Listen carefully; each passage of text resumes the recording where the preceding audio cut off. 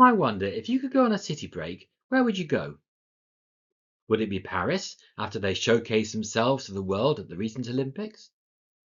Might it be Rome for all the history and tradition it has to offer? Or maybe you'd like to try somewhere a bit different. Well, for the next few minutes, I'm going to take you to the ancient biblical city of Lystra in modern-day Turkey, where I will guide you through what happened there back in the 1st century AD. But what's this got to do with harvest? And for that matter, what's harvest got to do with us? Surely when it comes to what we eat and where it comes from, we sing that modern hymn. We buy our food from Tesco, the big shop in the land. And all the other things we buy are from our very own hand. We get our gifts in winter, as much as we can gain.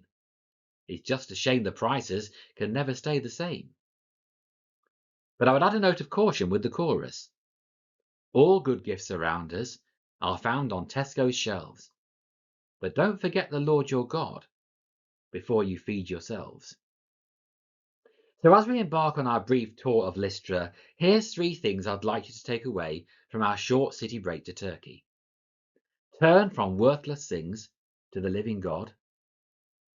Tell others about the living God. And take a moment to thank the living God. Let's take the first of those then. Turn from worthless things to serve the living God. Just to get your bearings, we're in Acts chapter 14 and verse 15, and the words of Paul to the crowd. Friends, why are you doing this? We too are only human, like you. We are bringing you good news, telling you to turn from these worthless things to the living God, who made the heavens and the earth and the sea and everything in them. So what were they doing, and why were they doing it? To answer that, we need to zoom out from where we're standing to what's around us.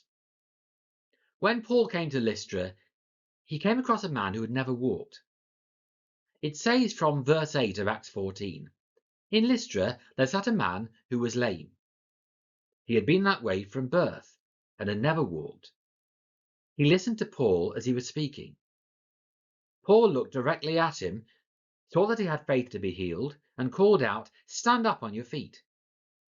At that, the man jumped up and began to walk. When the crowd saw what Paul had done, they shouted in the Lycaonian language, "The gods have come down to us in human form." Barnabas they called Zeus, and Paul they called Hermes, because he was the chief speaker. The priest of Zeus, whose temple was just outside the city, brought bulls and reeves to the city gates, because he and the crowds wanted to offer sacrifices to them. Most of us at one time have been lost going round a city. We were quite literally a number of years ago when we were going round Manchester on the M60, but that's another story. Coming back to our true story here in Lystra, they may have known where they were geographically, but spiritually they were lost. They were all over the place. Their reaction to the man's miraculous healing was to say the gods had come down to them in human form, and they set about getting some bulls and reeves to make sacrifices to Paul and Barnabas. But there in the city, break with tradition, was what Paul said. Turn from these worthless things to the living God. Back in the days when you wound down your windows in a city and asked someone for directions, you were confronted with a number of instructions. Turn right, turn left, go over the roundabout, left at the traffic lights, over the flyover, through the underpass, left again, and you're there. Have you got that? Yes, you lied and drove away none the wiser. Paula will tell you that if Liverpool have lost, I'm best avoided. But this summer we had a variation on a theme because I was lost in Liverpool. I needed to move the car and thought I'd move it from the docks to a multi-storey which was in quotes just over there. But could I get to that car park? I went round and round in circles, eventually finding my destination, where I paid a small fortune to park for a few hours, but by then I didn't care. All I needed to do to avoid this maddening mystery tour was to make one right turn, and I'd have been there. I'd gone past it so many times before I eventually made the turn I needed. And it may be that you've heard a message like this a number of times without taking that crucial right turn to bring you to a place of rest. To turn from worthless things to the living God is the right turn for you. Turn away from things that take you round in circles and turn to the one who can give you new direction and hope. The one who made the heavens and the earth and the sea and everything in them. The older I get, the more I marvel at the world that God has made. Whether it's looking up to the heavens, across the earth at the various landscapes we found ourselves in this summer, or looking out to sea, what a wonderful world has been created for us. And the one who made it is the one who I encourage us to turn to today. It might be for the first time, or you may have been a Christian for a while. Wherever you're at, make a right turn to the living God, and he will make you a new creation in him. Here's the second takeaway from our city break. Tell others about the living God. Look at verse 17. Yet he has not left himself without testimony. He has shown kindness by giving you rain from heaven and crops in their seasons. He provides you with plenty of food and fills your hearts with joy.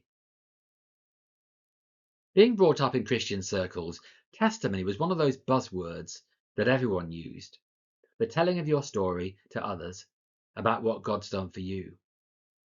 We have them here from time to time at Goodwood, especially when someone is baptized.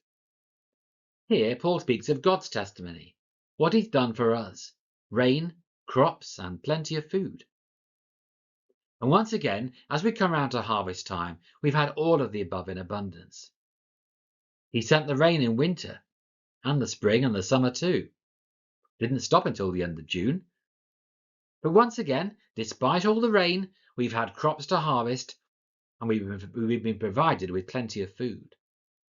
This has been God's testimony to us, and we in turn are called to tell others about all he has given us. For we, like Paul, have good news.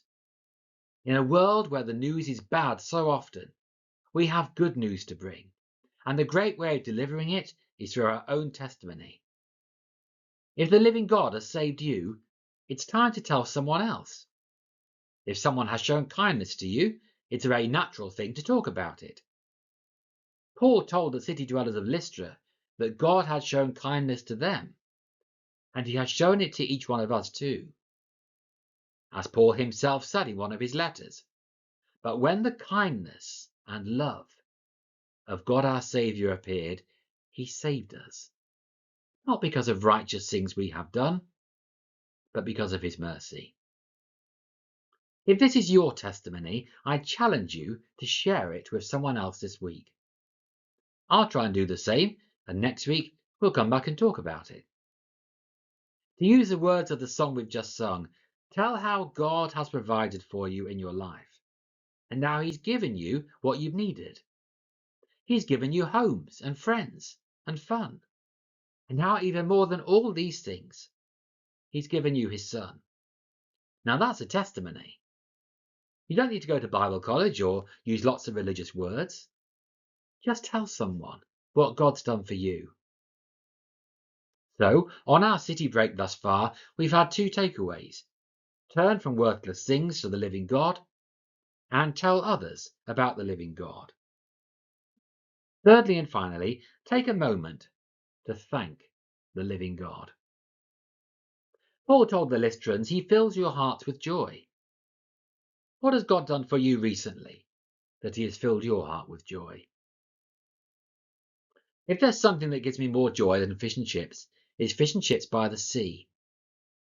We had them in Cromer a few weeks ago on the hottest day of the year. I gather you had a storm in Leicester.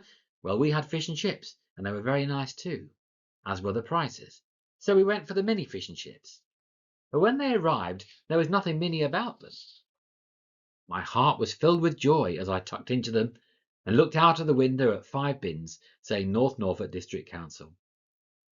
But there was so much more beyond those, namely the sea all the way to the horizon. and that's what I needed to fix my eyes on. And just as Paul told the Lystrans to turn from worthless things, we need to look beyond the rubbish we're surrounded by, to the beauty of what God has made, and how he can make something of us. Well, our time in the ancient city of Lystra is drawing to a close. But before the tour, I must point you in the direction of an even greater city that the Lord wants us to go to.